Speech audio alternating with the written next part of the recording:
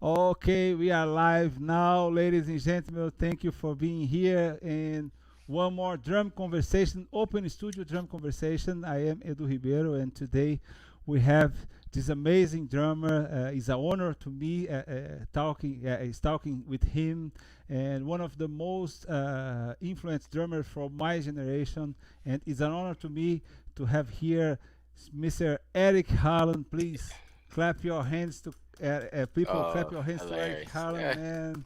What's up, man? How you doing, man? I'm fine, and you?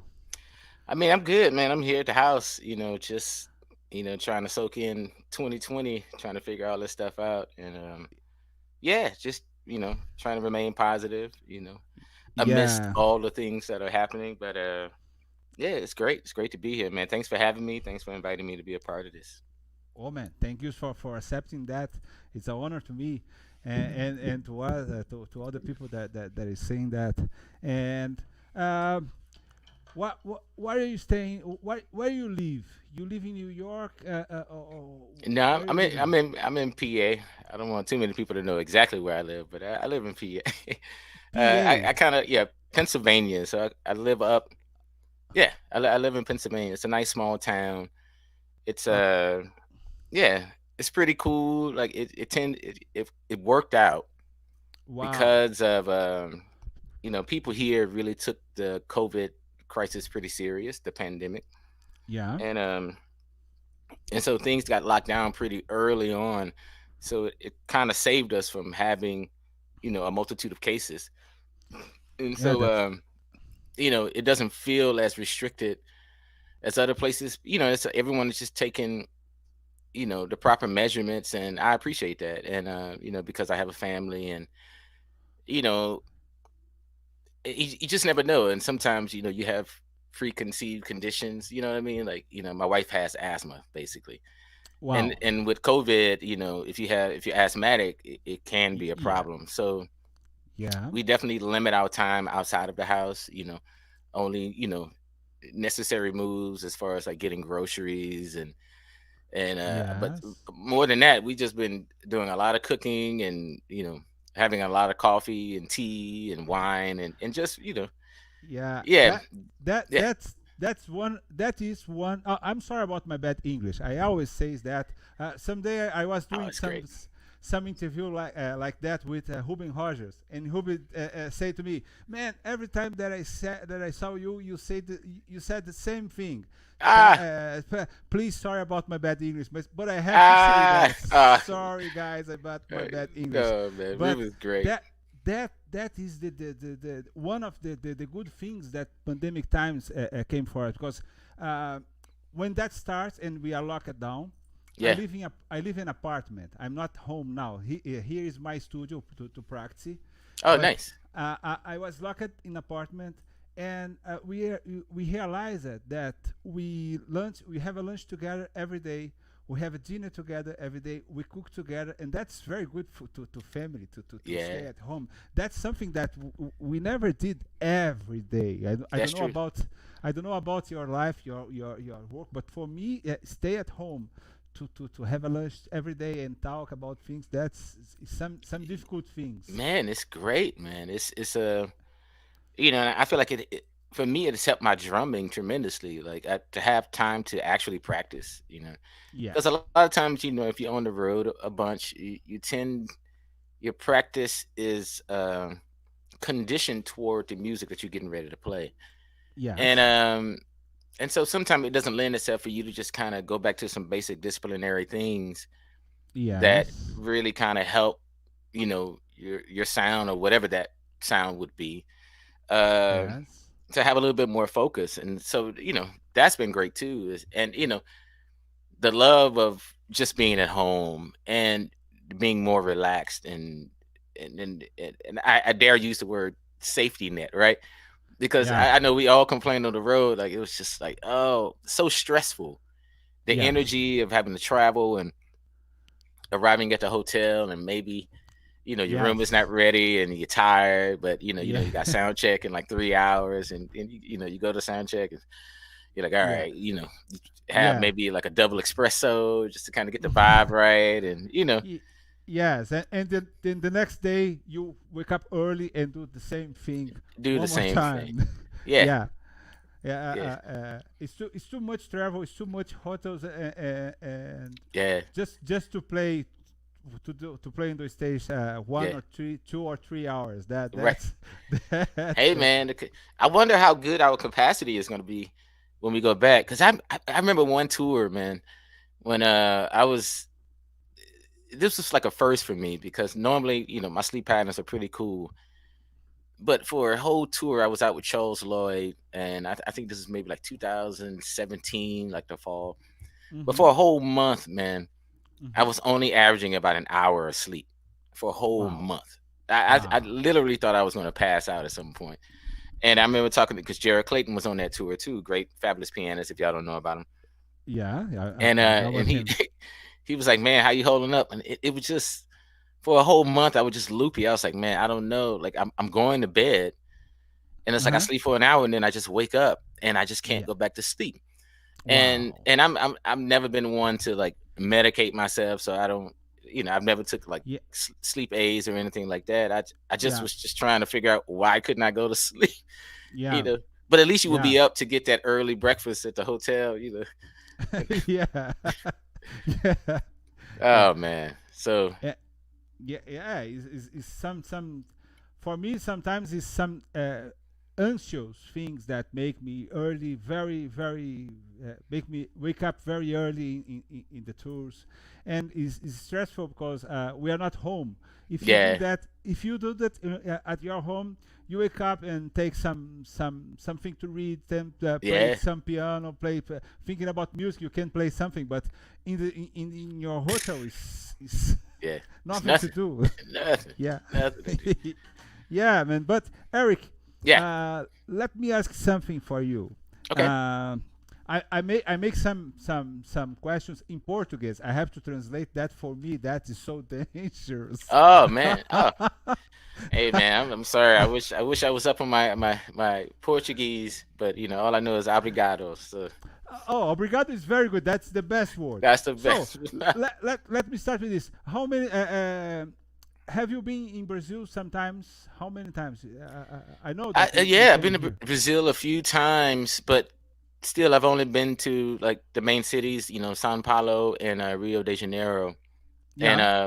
yeah, I think I've been to both, maybe São Paulo twice and Rio de Janeiro maybe about three times. Okay. Um, Soulful, man, soulful every time. I mean, I know now everything is happening because of COVID, but pre-COVID, I just remember going to, it's just like a cafe, right? A late night cafe. Cats want to, have a Uh huh. beverage and, relax the mind. And you Yeah. would just hear some amazing music, from Oh. someone that just wasn't even trying to be popular, wasn't even trying to, but even more than that, just the social atmosphere. You just always, and I know people talk about different things about Brazil as far as Mhm. like, the crime and, feeling endangered and all this kind of stuff. But I Mhm. think as an artist, I saw something different. Like I saw a culture of people that was really about music and really about family and really about socializing and being together. And it shows within the music. Like one of my, Yeah. you know, Yeah. you know, Yeah. I don't know, man. Yeah, go ahead. I'm sorry. No, that's something good that we can see in any country that has a culture, a music. It's the Uh, same in US. It's the same in Cuba. You go to yeah, some place to just to take some beverage to relax a yeah, little, and you see some people playing a gorgeous music that you said, man, what has happened? That's unbelievable. That's amazing. yeah, Different cultures that you can see in different absolutely. countries. That's one of the good things that we have with our It's it's profession. it's funny, man. Like a lot of people talk about, Carlos Jobim, right? It's fantastic. Yeah. But man, man, I used to obsess over some Yvonne Lins, dude. That Ooh. dude, because he was so raw. I mean, I'm talking about like the stuff from, like what was it like, Me Pais?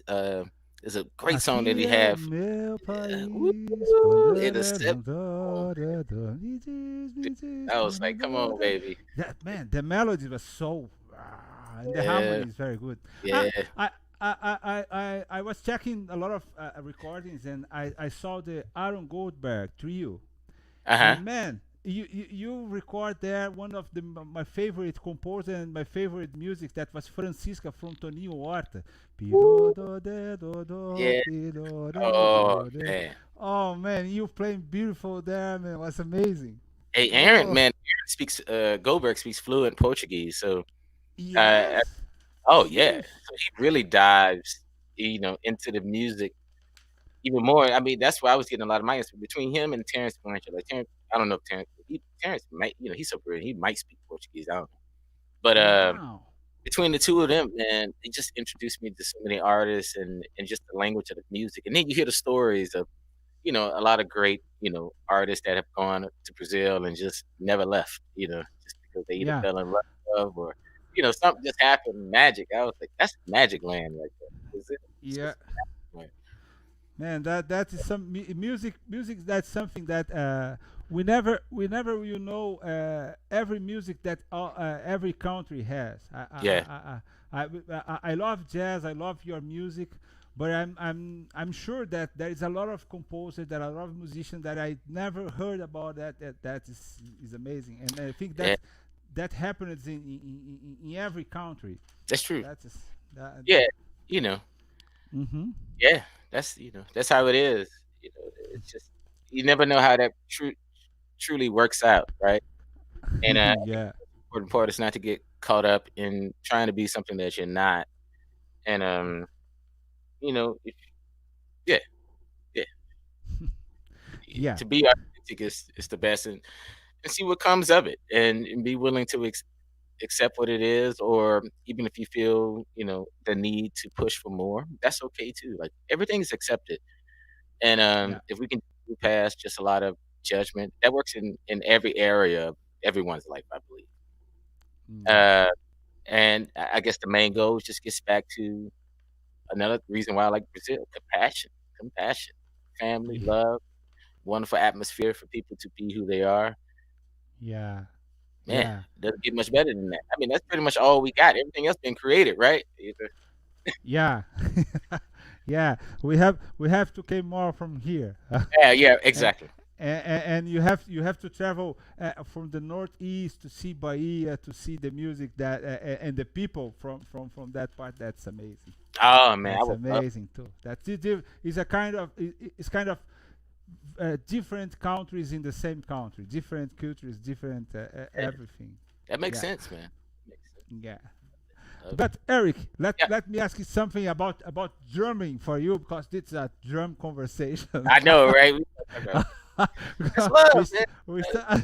I know. It's all good. Yeah.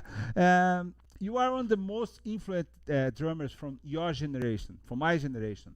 I don't want to ask you how old are you, but I think we are a little pretty close. And I know that music and jazz suffering a transformation, and every day, and that is so different. But I want to know about you. You are one of the influent guys that changed the sound of the drum set, changed the way to play the grooves. But you still playing jazz. You still being a jazz musician, Yeah, and I want to know. I want to ask you, how is your background? How is your background from your drums, from your music? You start with yeah. jazz, but what is your influence that mixing in that? Well, actually, man, this is a very interesting question, and I always love this question. Is because I being young and growing up, I didn't grow up in a very jazz oriented family. Like no one in my house Okay. was playing jazz. My mom was blasting gospel music from sun Okay. up down and even in between. And so that's truly has been, musically my background. Um, Thanks to my grandmother when I was maybe like 5 or 6 years old. She saw me just kind of beat on the pots and pans in the kitchen while my mom was cooking. Mm-hmm. And mentioned to my mom, she was like, "Oh, I think he wants to play the drums." And I was, you know, I was like, I'm kind of having fun right here. But anyway, it was cool because then I got a chance to meet probably one of the greatest drum instructors in Houston, Texas, or in just ever. I mean, that's always one of those things that's hard to say. But Mm-hmm. the tandem of talent that he has been with, that that he has nurtured, I should say. The guy's name is Mr. Craig Green. Craig Green, he taught me. He also taught Chris Day. He also taught Kendrick Scott, Jamai Williams. It's like this huge, Wow. this Wow. drumming community of Houston that continues to come out.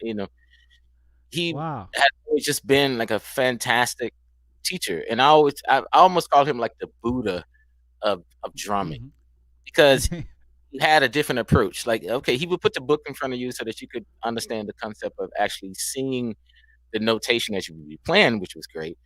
But at the same time, he never told you what not to play. He just gave you parameters in which to achieve the same result, but with less effort. Okay. And I was like, wow. I mean, of course, I was a kid. I didn't understand it then. It was only later when people Mm-hmm. started asking me about technique, and I realized the way I was learning the technique wasn't necessarily a focused thing. It was like an experiential thing. It was something that I experienced. Like, my technique to be able to play quiet and intense came Yeah. from him telling me, as a kid, I would come because I'll come in. I'm looking at MTV. I'm trying to be a fusion drummer. I'm looking at Cash, just symbols, Yeah. everything, just Yeah. going crazy. And I'm Yeah. like, that's kind of my vibe. I'm down for that. And he was like, check this out. And so I would Uh-huh. come in, do all that stuff as a Mm-hmm. kid, and then he would just take a stick, and it's like he would just keep raising the stick down. He was like, keep the same intensity, but just don't hit the Yeah. stick. So it became a game of just don't hit the stick, right? Okay. That Man, that taught me so much because naturally my body had to adapt to get the sound, but without having to think that that was the only way to achieve it. And I feel like Yeah. that was brilliant stuff. I just had never heard anything like that before. But of course, I was a baby. But also, I studied with him for years after that, and he was always like that. He just could see what needed to, what key needed to be turned, and then he would just turn that key in you, and then all of a sudden, you were unlocked, and the Okay. music and the drumming and the technique, everything would just unfold. And he doesn't give away that magic easily. I've been trying for years. I probably need to hit him up again, but he's intuitive. Like, he has like a special gift of intuition as far as being able to see into a person and what's pretty much kind of holding them back from the information that's there. And so Mm-hmm. I've been trying to learn from that. It's great, but that's my initial background, and at its core. Mm-hmm. Uh, then after that, so yeah, I wanted to be a fusion drummer, and then I got the opportunity to go to New York and be at Manhattan School of Music, and Mm-hmm. it was pretty much there that I realized I had to work on listening to more music. Like, I had listened to a lot of music growing up, but I hadn't really embodied, you know, the the school of jazz, if we call it a school. And I guess we can call Okay. it, because there's the Art Blakey University, there's Betty Carter University, which I was fortunate to be a part of. Mm-hmm. And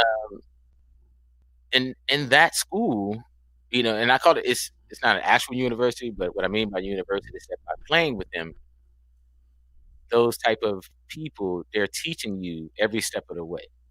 Like, Okay. Betty every day was a master class. Like, she Yeah. never let up, and I was fortunate to live with her for like a year or two. And she every day was a master class. Like, you wouldn't get away with anything. She didn't accept anything less. But also, she nurtured what was authentic about you. I remember the first time I came to New York and I had this completely dry cymbal that had no overtone. I don't even know why I liked it. I wasn't sure. I was like, I don't know if I like the cymbal, but for some reason, it felt great to play because in that particular time, like, my sound was very aggressive, Okay. and meaning that I had all that young pent up energy just ready to just let it loose. And it was Yeah. nice having a symbol that just didn't overcast over the band. Like it just didn't wipe out everyone else. So I could still play with that intensity and, be myself, but the sound of the symbol just didn't dominate. It didn't dominate the music. Okay. And but I remember a lot of people saying, "Man, no, you need another symbol. You need another symbol would enhance your sound." Blah blah blah blah blah blah. They were, I'm sure they were correct. But Betty Yeah. was one of the first people that said, "Don't you do that? That's your sound. That's your Yeah. sound. You gotta own your sound. Nurture that. See where that goes." And Yeah. you got to be willing to be a part of the journey of what this is. It's not an overnight thing. It's not one of those things where you're just gonna capture this magical sound. It's gonna be the sound forever. You're gonna get bored, and you're gonna and it when the change feels necessary, you will know. You don't have to just do it because someone else tells you to. And Yeah. I was, mm. So, you know, that's the wisdom of the elders, and God bless your soul, baby. I know you sit up there looking out for us all, and yeah.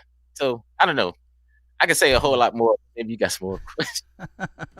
Great, great. Thank Yeah. you for that. And something that we are uh, uh, you told about this time that you have your first class with these another drummers, and I heard that it was in Texas, in Houston. First, W- oh yeah, yeah, Yeah, in Houston, Texas. That's where I'm from Houston, Texas. and Mike is from the Mike Moreno is from Texas too. Absolutely. Have you guys studying together and start to play together in this moment, or just after in New York? No, we was all at high school together. Yeah, yeah. You did, yeah, It was all and the same. Yeah, all yeah. the same the high school. Yeah, Mike Marino, Walter Smith III, Robert Glasper, Jason Moran. I mean, the Man, list goes. that's Yeah, amazing. all the same high school. And Wow. yeah, and that was the cool thing. Like, Chris Dave too. He was in the same high school, and he's older than me, even though he probably looks younger than me. I don't know what anything that he's on.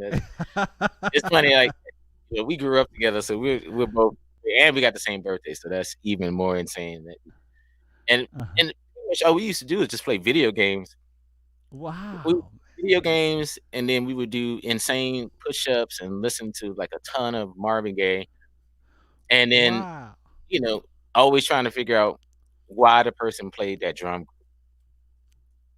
But by playing video games, it was just a hang, and it was like, yo, did you hear that groove? Though? Why did he go to the hi hat then? You know, oh, why did he put the snare only on two? Wow. Oh, okay. That's it. It's just certain things that you start to dissect while just having fun, and we just did that for years. And we had this other kind of thing that we thought was hilarious because we were both trying to get our bodies in shape and trying to work out. And so I Yeah. remember one day he was like, "Man, let's just do like as many push-ups as you can, and then we go to the drums and see how fast you can play." And Great. just young kids just messing around. Maybe like I don't know, just Man, but fun, that 16, 17. wow. And then it was funny because we would do it and your arms would just feel like bricks. They were so heavy you couldn't even lift them. But then you would get on the drums and you start playing. It was just like, oh man! So you realize you had to push a little bit harder. And another great drummer from Houston too is Mark Simmons, man. And Mark Simmons even has Maximum. his son Mark Simmons Jr. is killing Uh, it right now. He's down there in Houston as well. But wow. yeah, Mark Simmons, man. I always tell drummers you need someone that's going to push you to be better than even you thought you could be for yourself. And Mark Simmons was definitely one of those guys, like royally, because we was at school at the same time. And he was like, "Come on, man, set up two drum sets, let's go." And I was like, Wow. man, you already killing. I'm trying to get there. And he was like, "Nah, man, come on, pull that drum set up, pull that drum set." And he just started welling away. He's like, "Come on, man, solo, solo, come on, let's go, let's go." And Wow. I was just getting my butt kicked daily, daily. It was almost embarrassing, almost embarrassing.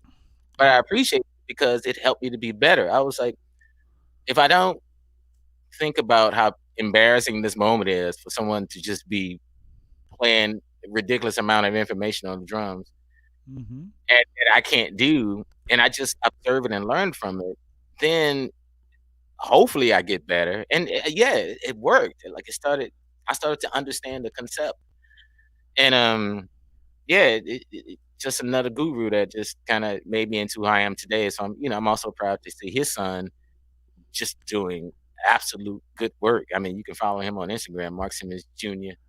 Yeah. Wow. Yeah.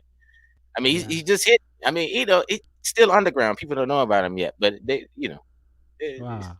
they'll catch on in a minute. You Man, that's very good. Have that kind of atmosphere in these times from high school. Amazing. Yeah. And let me ask me something about your sound. You're talking about technique, and that's something that I I observed when I saw you playing. That's something that for me is a mystery because you are playing something very beautiful, very difficult, very Hmm. intense Right. with people, and people get intense, and the music get intense. But you are always controlled with your sound. You never lose your control. You never hit so hard and overplay about something. And I was wondering when I listen you playing that. Of course, that has a lot of control about your technique, about your skills from play drum set. But I want to ask you if there's something different before the drum set that you practice as a meditation, breathing, kind of yoga to have this control about your music. Well, hmm. I mean, yeah, yeah. Yoga. I've done yoga for a while. It's off and on kind of thing. I'm more aerobic. I like to run. Um, I also just get nervous a lot, and I like that. I like that because it keeps me. I don't find worry to be so bad. Because if you worry, I think it ultimately means that you care. You know, Okay. and so what happens with that because I tend to know that something like that is going to show up. What I do is I think about what are the reasons why it is that I want to be here. Mm-hmm. And that helps me musically because I tell every drummer, you pretty much have everything you need to manifest the sound, to manifest your sound. It might not be the sound that you compare yourself to, but it's like it is a sound. It is Yeah. something that's uniquely yours. Mm-hmm. And so I find the hardest part is just being able to own up to whatever that sound is. And so that was Mm-hmm. possibly the biggest struggle, but and even to this day, it's sometimes I want to be another idea or another version of myself. But really, what's happening is it's just that I'm understanding my own personal relationship to the instrument, and I feel like that's what's most important. And when I understand my own relationship to the instrument, it makes it easier to not forcefully try to do something that's just not honest to me. Great. And by not doing that, the music can breathe a little bit more. There's nothing that I'm trying to prove. There's nothing that I feel needs to be heard that doesn't feel authentic. Even if I get aggressive one night, I'm aggressive because it feels authentic. I'm upset. Something happened that really kind of ticked me off, or not, or I just, maybe I had a quadruple espresso and it's just like the jitter. That's authentic. You know what I mean? Like I don't want to be, Yeah. man, this is a Yeah. ballad. Why am I going ham on a ballad? But if as long as you're honest with yourself about that, it's okay, and the forgiveness will be felt throughout the band. And I think that's a unification of the room. Is that the people that you're playing with and the people that are listening, I think they can be in touch with that. It's a Mm-hmm. little bit easier because, when you're trying to force feed something to people, Yeah. I don't know. I heard Wes Claypool said in an interview that I was fortunate to do with him. he was just like, man, people can. It's like a dog; they can just smell it. Like it's just something just it's off. It just doesn't feel right. And and then so the music starts to suffer from it. And so the key component is about listening, but not just listening from the state of yeah. It's just about listening. It's just about listening because the states of listening can change. The states of listening can Yeah. change. Yeah, Yeah. you can what I mean, come on, man. You know, imagine making all the music from the first time you fell in love. You remember that feeling? It's just man, Yeah. it's like your heart was just a bowl with light. Like it just wouldn't stop being warm. It was just like your whole body just radiated in a certain way. And you were like, Yeah. oh man, man, you know, at certain points you didn't even feel the need to play. You felt so good that it was just like you would sit there and maybe play one note because that note Yeah. felt so good. But then another situation where maybe you're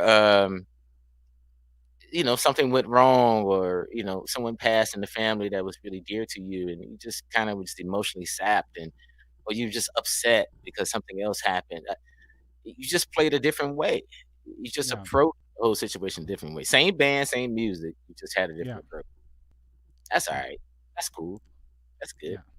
yeah Yeah. so that yeah that was for me you know I don't like to say that I'm like always emotionally driven because I don't like to be too emotionally driven, but I like to entertain the idea that emotion is a feeling factor that does Yeah. play to your relationship with the music. Now, is it Yeah. actually listening? Maybe not, you know, because if you're emotional, you're pulling another situation into the moment. So the moment itself is pure, but you're pulling something else into the moment. So it's valid and but I've been also trying to practice actually listening within the moment without any emotional attachment or something which goes along that lines of making it seem that it's something I need to convey. And Great. that's been a struggle. That's kind of been my recent struggle is because you feel like you always want to say something. So when I feel like I always want to say something, I ask myself the question, what is it that I want to say? And Yeah. why do I want to say it?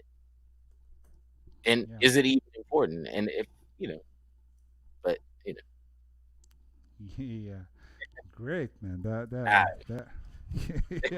Yeah. And every day is different. Every emotion is different, and it's a kind of exercise for every day to make this balance between don't be emotional when you're playing, but you have to be emotional too, yeah, and you you got it. have Yeah, yeah. it's the dance of the It's two sides. You know. and that's amazing that you said that the same band, the same music, but Yeah, different vibes. That's something that's we have to enjoy that.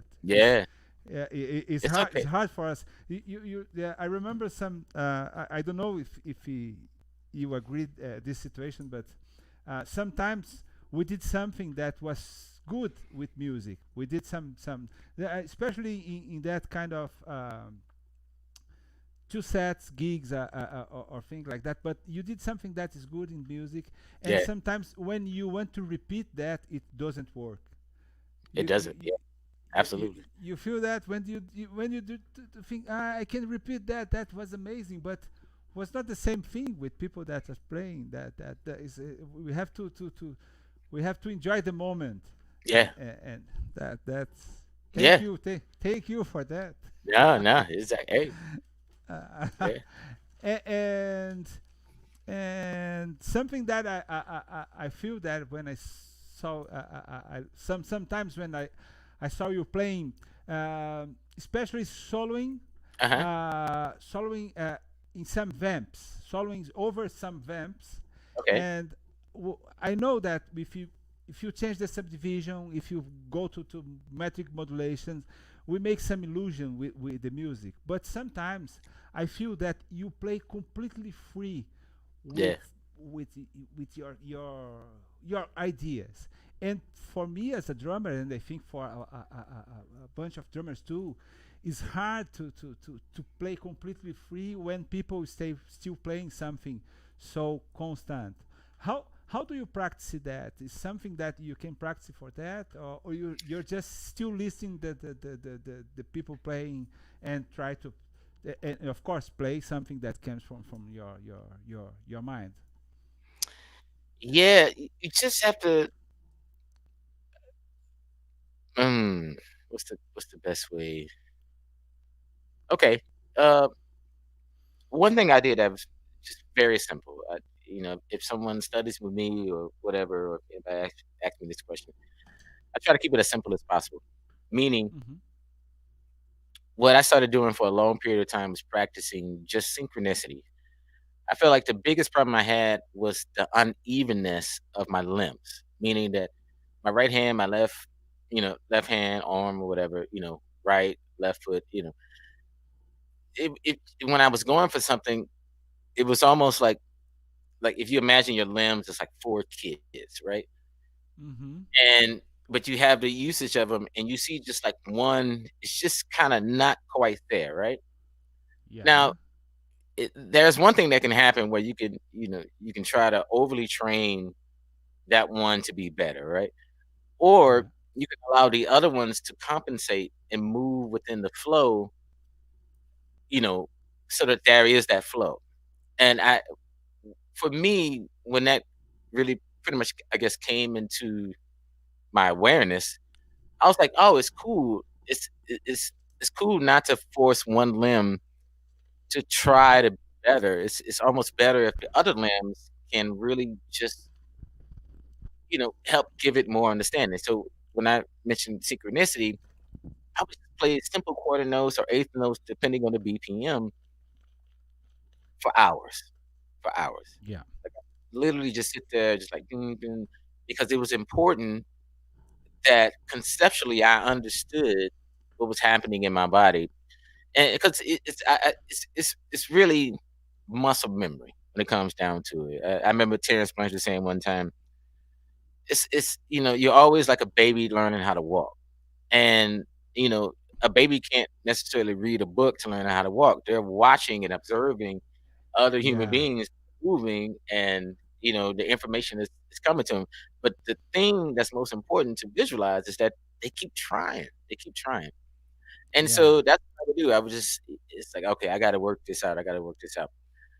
And then on top of just practice something as simple as synchronization, I would also, synchronization in my limbs, I should say, I would Hmm. also listen to a ton of music and try to emulate the sound that I would play within the music. And that became something that was really fun because it was introducing my limbs to things that I just wasn't aware of before. Yeah. Um, Within all of that, what tends to happen is just that you have an understanding of music or drumming, you know, per se within your body. Like, and what I say, the understanding of it is, uh, I remember reading an article about a tennis coach that was coaching someone playing tennis, Hmm. and the coach said, "Don't worry if you don't get it today. The what pretty much the information has already been cataloged. So even though I'm showing you something like a swing technique, if you don't get it today, don't worry about it. The mind, once you go to sleep, is going to Yeah. figure out on its own how to make that possible because it sees that you're trying to do this. And what's I guess what causes the inhibition is the fact that the synchronicity between the mind and the limbs just hadn't worked that out yet. That's why, it's muscle memory. So once you get it in your muscle memory, then it's easy. It's like now, right now, it's just about communication. Like think about when you're a baby and you were trying to walk. The Hmm. muscle, the mind just hadn't developed it yet. It took some time, and then the more you started to do it, the easier it got. And then next thing you know, you was running, riding a bike, you just doing all kind of stuff. But the same process always remained. So the true key to learning is to constantly introduce yourself to a multitude of ideas, even if you don't understand them. You just get it by constantly introducing, and then the mind will Yeah. do the work. You can't get discouraged and be like, I can't do that, and then just you fall away from it. Be like, I just Yeah. didn't get it today, and then go back to it tomorrow. It gets a little bit easier. go back to it the next day. Next thing you know, you're like, wow, why was I even Yeah. tripping about this? It's always the process. Yeah. I feel like people run away from the process because the process reveals that maybe you're not as good as you think. And sometimes it's easier that when it's something that you're good at, you just want to do that because you're like, I'm good at it. I can manipulate it. I've mastered it, and I can always showcase it. But guess what? After a certain while, it just gets boring. Like people are like, yeah, I've heard you do that before. It's like, that's cool. Yeah. So allow yourself to evolve. Allow yourself to grow. I mean, you're doing it anyway. I mean, like check this out. Yeah. It's the natural, you know, Yeah. course of uh, the span of whatever this is that we call, living or existing or dying. I mean, I don't know. It has a lot of different words attached to it, but Hmm. y- you know, the process. It's the process. The process is experiential. It's experiential. Drums is experiential. Like the experience that you have with the instrument, it's going to translate onto the bandstand. If you don't allow yourself to have any experiences, Yes. you know, Yeah. Yeah. yeah, Great. Great, brother. Great. yeah, hey Great. man, Great. The process. the And pr- Eric, we have yeah. a lot of questions from people that were seeing us, Oh, live questions. oh man, okay, Let's gonna take someone from here to talk with people from here, okay. and I can hear Luis Schechter, incredible batera juntos. I just saw Edu concert by the great German, so elegant. Thank you, Luis Ah, Scheck. oh, Oh, hey. Rubem Gil Mondeu, Rei Hopper, Rubem, obrigado. How do you work on playing compositional and not just responsibility? Thank you for doing that. David Himmel has a question here. How do you work on playing compositionally, not just responsibly? Thanks for doing this. How do you co-compositionally, not just responsively? Ooh, co-compositionally. So I'm taking it meaning that is if someone brings you a tune, I guess how do you add to the Yeah, song you're playing? Or okay, I can approach this question two ways. So the first way is like co-compositionally. So someone can write a song and your participation is co-compositionally because jazz has various forms, right? Uh, yeah. it's the art of improvisation. Even though we've moved into the new land of jazz, now being truly composed, so those things happen as well. But co-composition, I'm gonna deal with it just in an improvisational aspect. For Mm-hmm. me, it's very important to understand the people that I'm playing with because I feel Yeah, like it helps the overall sound of the project. So if I'm playing with someone and I know they've had a history of maybe playing with other artists, uh, I tend to try to do a little bit of research. Like I remember the first time I got a chance to start playing with Joshua Redman, great tenor saxophonist, great, awesome. but I was like, who can I think of that Josh has always played with? And I was like, Brian Blake, Yeah, and I was like, oh, okay, I need to understand the connection that happened between Josh and Brian Blake. No yeah, matter whatever the relationship between them two was, the muscle memory of the sound had already been established. So I was like, if I and to even have a way of communicating, I need to understand the art of how he's already been communicating. The same with Terrence Blanchard. I was like, hey, you know, wow, Terrence Blanchard asked me to join me. I was like, oh, okay, cool. All right, who was Terrence been playing with? He had been playing with this awesome drummer that a lot of people, hopefully, they know about, named Troy Davis. hmm, And who was Troy Davis checking out? Jeff Tane Watts. So I was like, oh, I know what my homework is. I'm gonna check out, I'm gonna not only check out Jeff Tane Watts, but also Troy Davis's um uh how do you want to say his how Jeff Tane Watts influenced Troy yeah, Davis's sound. Because it was similar, but it had its own thing because Tane is from Pittsburgh. Who else is from hmm, Pittsburgh? Art Blake. But also, but Troy Davis is he's from Louisiana. He's from New Orleans. So it was the sound was similar, but that was a different thing that Troy Davis was bringing to it that I could feel that Terrence was into. And so I did my research, I did my homework that way. And so I guess to bring it all back without making this like a full lecture, Mm-hmm. that's a way that you can code composition. Is because when I knew Terrence or Josh or McCoy Tyner, I mean, come on, that was that was that was like, man, I had Elvin is, I feel like, already in my bones. I mean, you can't. Yeah. He's back there. I keep my shoulder back there, looking out for the kid. I was like, man, the greatest, greatest. Um, yeah, that is how I was able to learn how to code composition, because I had a vocabulary to work with. But you got to be willing to check it out. And I feel like a lot of artists are constantly saying, I'm just waiting on somebody to hear me. Hey, everything is free. So, do you. Yeah. I'm with that. I'm with that. I love artists who they just have a sound and they just stick to that one thing. But I, Mm-hmm. I, I definitely wanted to be a person that could, code compositionally be Yeah. in the studio with the writer. And, maybe we get to something new. Maybe I can throw something in there that maybe allows the tune to open Yeah. up, focus in a certain way. Yeah. I, Yeah. the other form of code composition is that when you actually have time with the composer Yeah. and add like different ideas. Like say they had something that was just in four or it had a modulation here and there. Uh, this is something I always felt that was great between bringing back up Jeff Tain Wise and like Branford Marsalis. You know, Yeah. I can listen to those Bloomington live records. They did like a Bloomington Trio album from Mm-hmm. Bloomington, Indiana, and I really felt like, man, Tain heard these melodies that Branford was doing, but at the same time, he was like, man, all right, if you play that melody, then I'm gonna do these sequences of patterns, but don't follow me.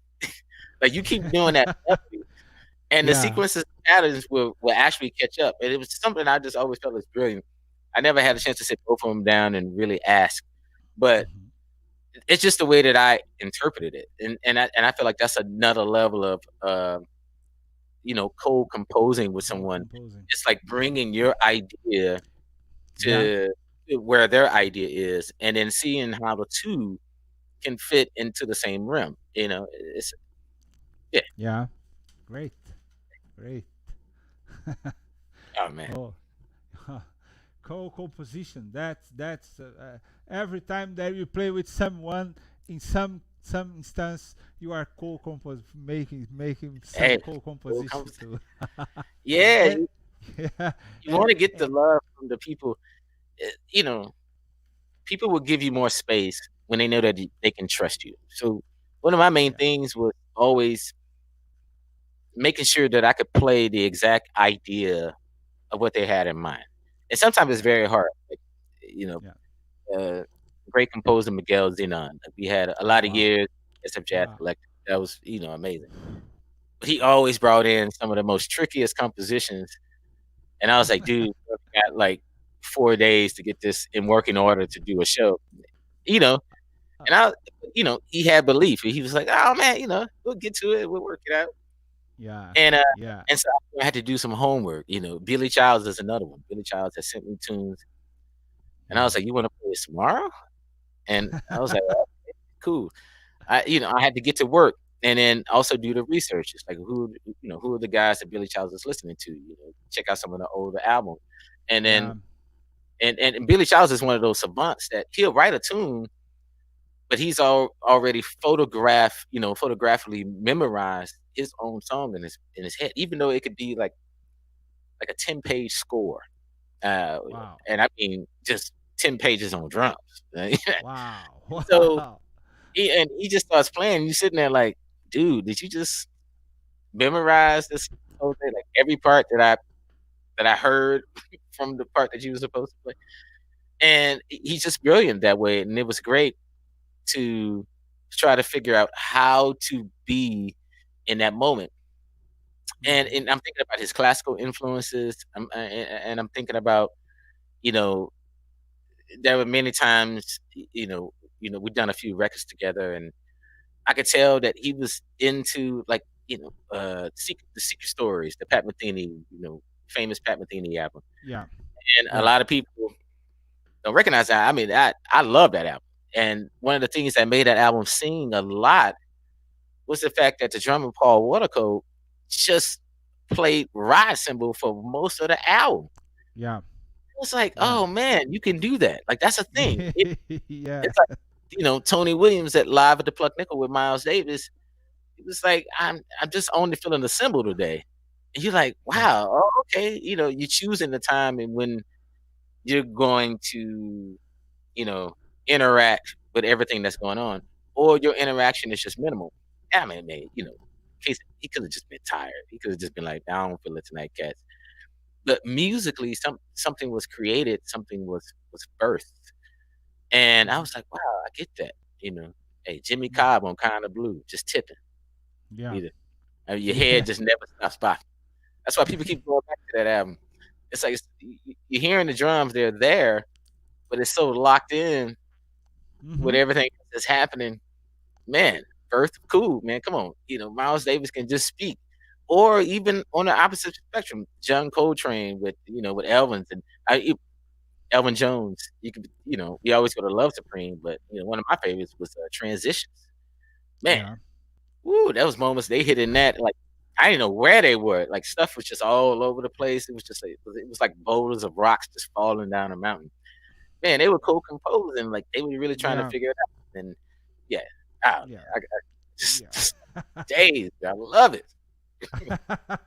Great, brother. Hey, Good. Eric, we have one more question from Pedro Prado. I think Okay. he's Brazilian. Pedro is a Brazilian drummer. Okay. Oh, Great drummer from here.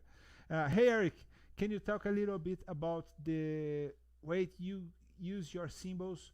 Why so high? I've been curious about this forever. Thanks for huge inspiration.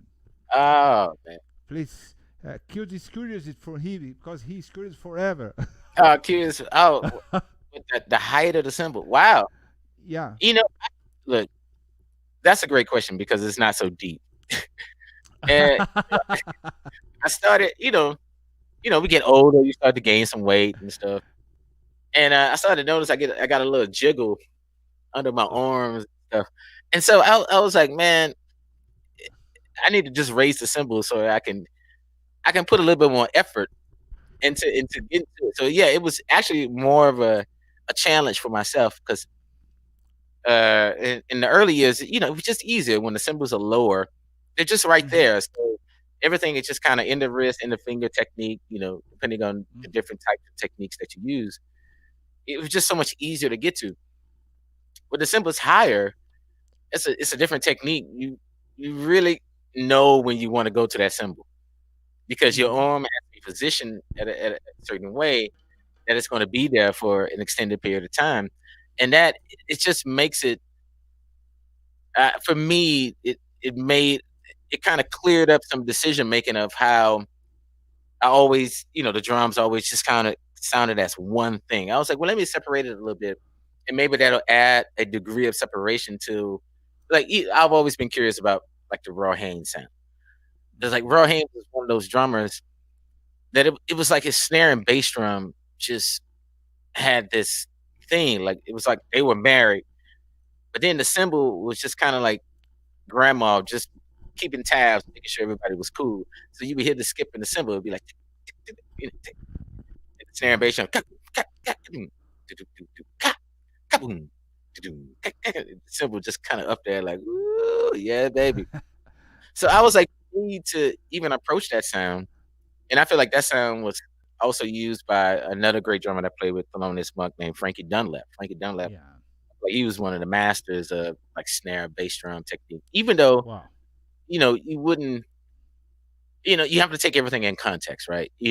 This is pre, I don't know. I think him and Roy are around the same time, but this is still, in a way pre Tony. Even though Tony was probably on the scene, but it hadn't morphed into the things that we know now, as far as like when fusion drumming came in metal drumming, like cats are doing like some of the most ridiculous things between bass drum and snare. But initially during that time, with Frankie Dunlap, the musicality of how he was responding to the space that was happening within Loneliest Month's playing, I was like, man, it's something there. Something is really singing. And then I felt like Roy, just took it to another level. And then, Mhm. you think about Roy, and I love to hear about Jack DeJohnette's influence from Roy. Like he was totally influenced by Roy and Tony. Yeah. But even more in the later years, you hear more of the Roy because it's like you hear this rumble, but at the same time, there's this certain focus between the pop on the snare and how the bass drum really guides. So it's like you're not really playing top down, you're playing bottom up. Everything is doom, doom, doom, doom, doom, and then it's the cymbals up here. And so it has this motion that I just really fell in love with. And I was like, wow, okay, how can I get that? And so musically, the idea was to try to get that and not have everything just be so low. So it was just so easy for me to, you know, drop the bomb on Anna 4 or 1 or whatever. I wanted to be just a little bit more conceptual with the approach of like, oh, okay, what can I do here? And it's a little bit harder to get to that symbol, you know. Mhm. Meanwhile, I'm still working this, but it's a little harder to get that symbol, and so I have to be more selective, and it caused just naturally, it just caused my language to just be a little bit different. And so far, I love it. It's just great. It feels great, and it gives a lot more space to my plan, so that it's just not all over the kit all the time. It's like I can section off certain ideas, you know, the way that I feel them. And yeah, I like it. I love it. Great. Raise them symbols if you want to. Yeah, I don't. I mean, I'm not Billy Cobham. Like Billy Cobham had his symbols raised and just, Ye- oh man, he just wore them jokers out. I mean, he's an amazing feat, man. I remember I got a chance to hang with Dennis Chambers, and I probably say this story a lot, but uh, we were in Germany, and we were just kind of hanging out in the lobby. And mm, because it was like one of the nights, we had both played, we were tired, but we was like, man, lobby call so early, let's just hang. yeah. Yeah. And he was like, well, since we hanging, I got this whole. He was like, how much of Billy Cobham do you know? And I was like, Mahavishnu. I know, he was with Horace Silver. He's like, Uh, he had a whole hard drive of just I don't know where he got this stuff from. I was like, dude, did you go to Billy Cobham's house and just, wow. I don't know, just get random gigs that nobody else knows about. And Wow. but he had this whole hard drive of just Billy Cobham solos, grooves. I mean, it was crazy. And so Wow. started maybe about 10 p.m. Went to about you know 5 a.m. in the morning, just Wow. checking out so much music. And Wow. he was like, dude, I'm telling you, this man, people don't really understand what this did for the drumming community. And I was like, wow, I appreciate that because it's true. Like a lot of people are playing some amazing music, and you kind of only hear the most popular stuff. But I mean, Billy Mhm. Cobham, man, Wow. man. I mean, them Simmons was up there, man. Eric Gravatt, he's another one that played with Ye- McCoy Tyner, and Alfonso as well. Like these drummers, their cymbals were high, and but you think about Eric Gravatt, as great as he was, I mean, I think what's even deeper to me is that he stopped, and then he became like a prison guard. Like he just was like, you know, I'm gonna do this thing. And then came back to drumming. McCoy got that trio back together again. Even McCoy Tyner, dude, check this out. McCoy Tyner was a taxi driver. So it was like in Wow. between tours with Coltrane, he was driving taxis, and he had a family he was trying to take care of, and Wow. the gigs, wasn't Wow. it wasn't paying enough to meet the rent or whatever that was going on. He had to do the Wow. taxi thing, man. McCoy also talked to me about the importance of ballet dancing. He was like, dude, he took ballet just so that he could just be more limber, so that his articulation, with his technique. I mean, dude, Wow. these guys, the veterans have put in the work, man. They put in the work, and a lot of people don't know. You think you just enjoy it at surface value, but it's something so much deeper to it because of the experiences that they went through. The things that they had to do to make these things possible. So, Yeah. Oh man. yeah, baby. We out Oh. here. We in this. We in this time. We in this zone, man. We in it, baby. Come on, man. We in it. This is it. This is it. Great, great. Oh, uh, uh, Dave Himmel say also did Craig Green use day green and fine in his lesson? If so, how was that? So did Craig Green use Doug Green and find his lesson? If so, what was that? No, I don't think so. Uh, Yeah, okay. Craig Green was pretty much a different type of um mm, I mean, he was his own kind. You know how that is. I've also had the pleasure of studying with John Riley at MSM, and I mean, he's great just as well. Every teacher has their own version of what they use. It's just Mr. Green was just so. It was something that I hadn't experienced before. A lot of times as a kid, you growing up, most teachers, they break out the book Syncopation. I mean, that's like first and foremost. It's almost like I can just put you in front of this book and I can leave you in there for like 30 minutes and let me see what you do.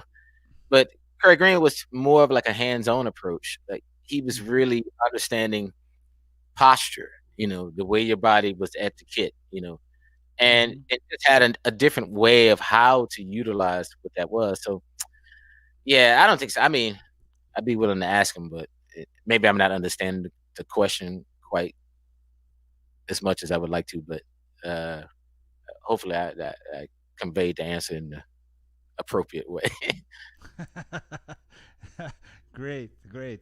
Oh, we have Rogério Bocato comment here.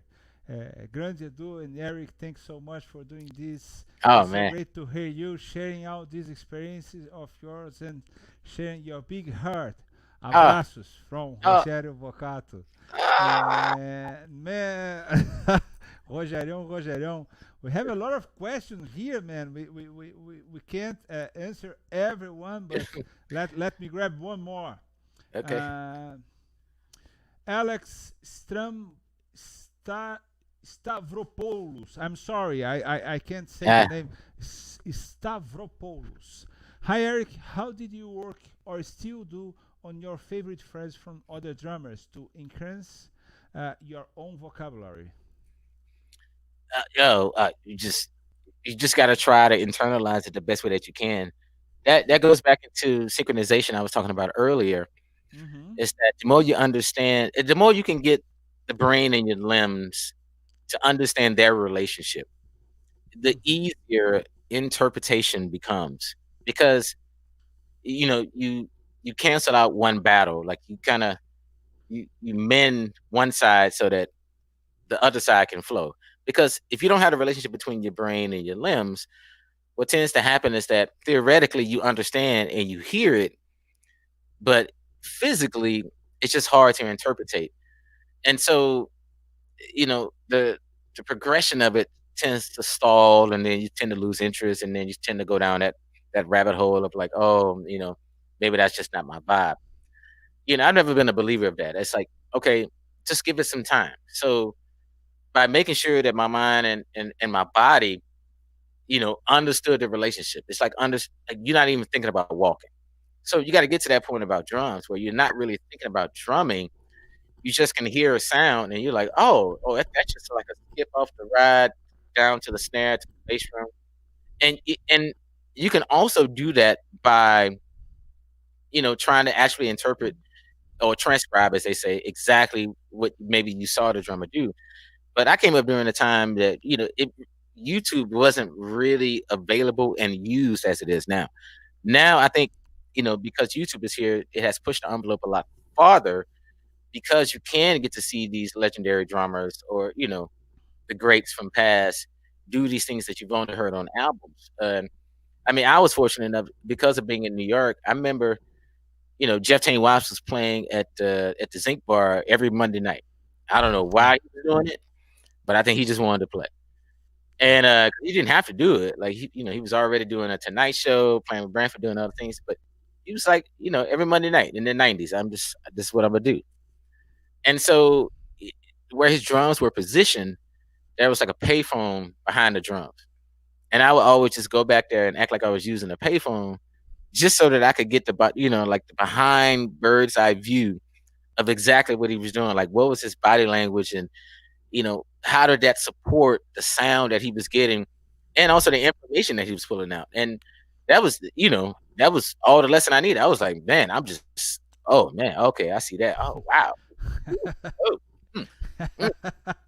Oh, ankle support. Oh, okay. Heel down. Okay, heel up too. Oh, cool. Oh, hi-hat. The hi-hat maybe supports the bass. Ooh, but the way the bass drum bounces off the hi-hat, I was, just, if you're willing to investigate, then I think a lot of things will just kind of naturally, come to you on their own. You know what I mean? But you definitely have to do the research. You definitely have to, you know, I guess getting back to the point made, before being able to do something like that, listening and understanding how my body related to itself, it made it a little bit easier for things that I was hearing, that I was able to interpret it quicker. But it goes back to, you got to have a relationship with your body. Like if someone told you, let's run, you don't think about it. You already know how to run. So it's like that step. But if you like try to ask a baby, run, like the baby is like, what is that? I don't even, I can't even think about running. Like I'm trying to just balance myself. And I feel like that's something that happens in drumming, that a lot of drummers are still just trying to balance themselves. They can't even just stick with, a strong sense of time, or elaborate on that time, or expound different ideas according to that time and reference that time in different ways. So, but you got to take it step upon step, step upon step. Get your balance first, make sure you're in sync with yourself. And then all these other things are going to take care of themselves, because they're already, you know, in your cycles. They're already in your mind. Like theoretically, that's the best way to we try to interpret it or say it. Um, Theoretically, you're already the greatest drummer you want to be. It's just, the frustration is that you hear it, you just can't do it yet. But give it some time, man. It will all, if you stick with it. You gotta stick with it. That's the most important. You gotta stick. Great. You gotta through. You gotta see it through. You gotta see it. Great. Great, Eric. We have a lot of questions, but I will take just one more question. And people, sorry, we can answer every question here, but I will got Fernando Del Rio question. Fernando is a drummer from Brazil too. Eric, loved your work with Chris Porter on the Ah, Secrets album. That's ah. but that is amazing. And man, just one. I love it. This Ben Wendell album that he made one song for each month, January, February, Oh, April, oh, and man, you Ben Wendell. Oh, yeah, been yeah. when and you guys play a kind of nine Oh, man, yeah. that was so fun, man. I Oh, love man. that. But Yeah, that was good. but Yeah. but Fernando's question. Love your work with Chris Porter on the Secrets album. Congrats. My question is, how you came with the grooves in this album? Could you tell us some of the process you have done? Oh, well, yeah. The grooves is. I mean, again, it gets back to just doing research, right? Um, it, I've been loving Chris Potter for years. It was just which version of Chris Potter, you know, what was going to happen. Like I've known Chris Potter from playing with Paul Motion at the Village Vanguard, right? Paul Motion is just free. Paul Motion playing with Keith Jarrett, and Yeah. you know, come on, Charlie Hayden and Dewey, and I mean, come on, that's man. So I was like, is Chris Potter, because we did an album kind of like that when it was an ECM record. So when he did the Circus record, I kind of felt that he was ready. He wanted to do more electronic, right, based on the music and also the Hmm. personnel, using me and James Francis. So me and James Francis had already kind of been doing our thing, just like a duo thing.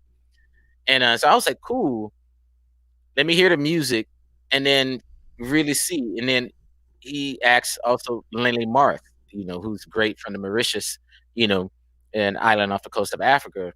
Tremendous bass player, played in the Syndicate band with the Joe Zawinul. I mean, amazing, Yeah. ridiculous, ridiculous. Yeah. So when I saw that this configuration was happening, I was kind of like, I need to start working on maybe some of my, my meters grooves. I don't know if y'all remember the band, the Meters, from back in the day. Like it was just, trying to find without see sometimes to try to establish certain grooves, we try to emulate the actual drum sound. Well, my thing was in order for something to have that feel would be current, it's like you have to find a way to have that feel, but on a maybe like a more current setup so that it can, you know, I don't know, maybe be progressive. I don't know. And so that was pretty much the idea and the concept behind that album. I was like, I want that lucidness, pretty much, like if Elvin only played groove, where it's just, stuff is just kind of moving all over the place, but it has that underlying support and it's just moving yet with the intensity. Because the thing about Chris Potter is that he always plays intense. It's just Yeah. so intense but it's so great. And to find a way to match that. But then also too, you know, all the underground stuff with Nate, the great Nate Smith, man. Nate plays some Mhm. amazing grooves on a lot of that stuff. And then understanding that relationship between Chris Potter, Nate Smith, and Craig Taborn, and how Craig Taborn was, there was no bass player in that band. Adam Rogers was playing guitar, but Craig Taborn was playing key bass on the Rhodes, and they were trying to make that work. So I was like, oh, if he's trying to incorporate some of that, there's moments of discovery here that can happen. So it's like I can think about, his time with Paul Motion and allow stuff to be loose in certain ways, but also think about his time with Nate Smith and how okay, the pocket is necessary. Yeah. And but then also even more than that, it's like, ooh, but I mean, Nate plays some killing stuff, but I remember, me and Craig Taborn talking about like a bunch of Meters records from back in the day. And I was like, yeah, I think this is where Chris wants to be, but let me just throw it out there and just see what happens. And man, and through all that searching and discovery and all that kind of stuff, the music became its own thing. And it's another one of those things you can only conceptualize to a point. It's just what happened naturally is what happens. As long as you do the research and you apply yourself in the ways that you can, once the time is there and you sit at the kid, you just have to trust that it's going to be available. Because I never like to practice something too much that I'm only portraying what I've been practicing. I pretty much, like I heard Ron Carter say, he was like, I pretty much just work out ideas so that my muscles are fluid enough that I can actually communicate through my instrument more so than proclamate, more than proclaim what it is that I have to say. And so that record was definitely one of those things. Like, okay, I was like, look, I've checked all this out. We'll just see what happened. And we went in the studio, and beautiful Chris Potter was just like, man, it was open. Let's just play, see how it feels. And with us listening, it really came together. I'm really excited. It's a new project that's coming out probably in January. We just did another one, just trio circuits for Oh, Edition Records. Man, oh man, wow. that one, because we Wow. just recorded it. We just recorded it like maybe last month. So it was a rush to mix it and master it, and Wow. uh, and you can hear how everyone has had time to be at home and just kind of dive more into a deeper depth of their playing and and listen even more. It's great, and I think a Great. lot of great music is going to come out of 2020. 2021 is just going to be, Yeah. yeah. Yeah. Oh man. I don't know if we're Uh, gonna be ready for all the everybody's making great, and I uh, appreciate it. So maybe another golden era. Um, yeah.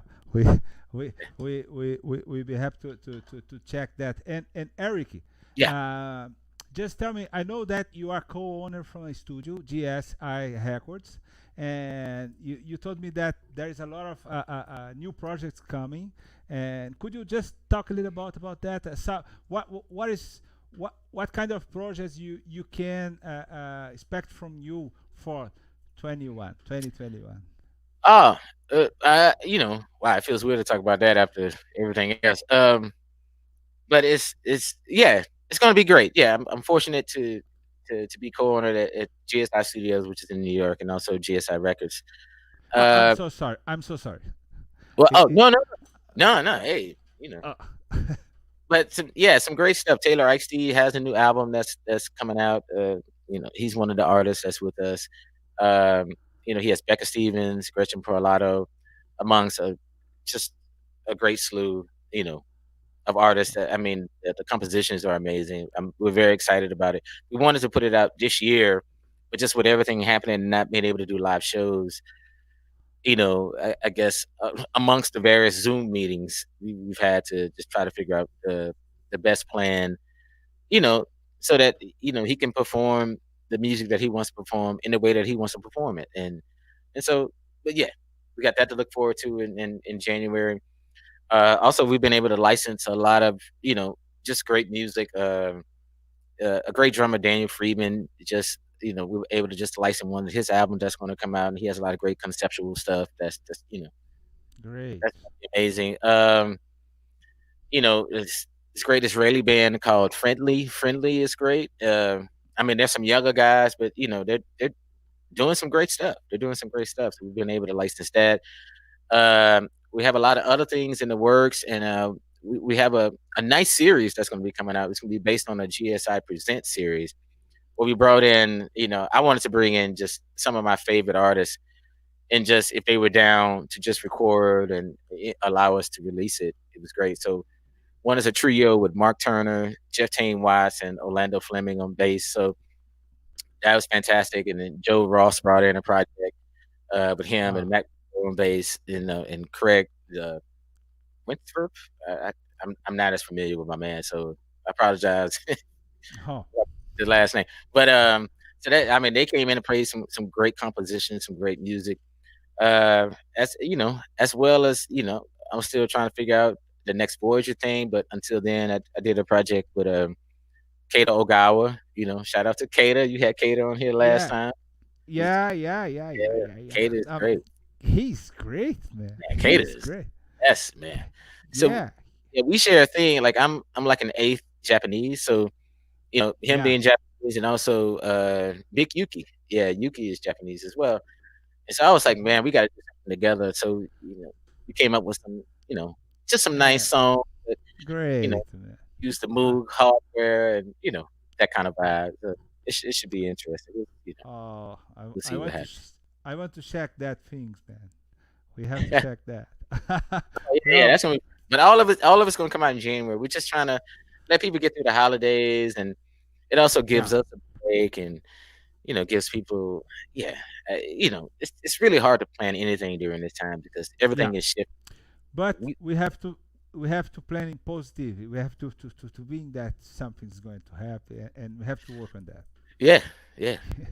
See, yeah, yeah. Hey, Day by day. That's my whole thing. Day by day, man. yeah, day by day. Yeah, That's the thinking. Hey, yeah. Eric, I have to say that there is a lot of you are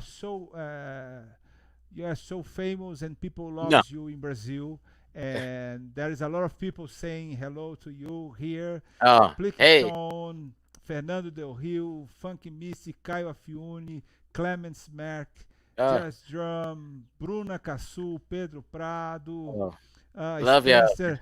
And man, I have to say you thank you so much for being here. Man, We can thank you. stay long time here, but was a pleasure to me talk with you. Oh You man. are a very special drummer and musician for our generation and for our generation. Thank you for your music, for Hey man. being here and for your music. Hey. And Man, thank you, man. Thank you for the time, man. Thank you for the questions, and again, thank you for the community. See, it's all in your being, man. You've been so inviting from jump. People don't even know we was in backstage before we went live, and he was already like, "Man, how you doing, man? Like, what's going on?" And blah blah. And it's that that means a lot. That says a lot, yeah, and it opens the chakras so that we could just hang out, and it doesn't have to yeah, feel like something that's stressed or pressured. It's just an open invitation to just be yourself. That's beautiful, man. Thank you. yeah. Thank you Yeah, so much, Eric, and thank you for people from Open Studio, yeah, Rachel and Dan Martin, Peter Martin, Adam Adams, yeah, and man, I hope we can talk personal oh, very soon. And please yeah, stay safe, you and family, and everybody here. Please stay safe with these times. indeed. Oh man, Awesome, thank you, man. Thank you É. so much, Eric. Hey, thank you, man. Obrigado. Obrigado, obrigado. Obrigado. Um beijo. Tchau Yeah, para vocês. Tchau para todos ciao, ciao. vocês.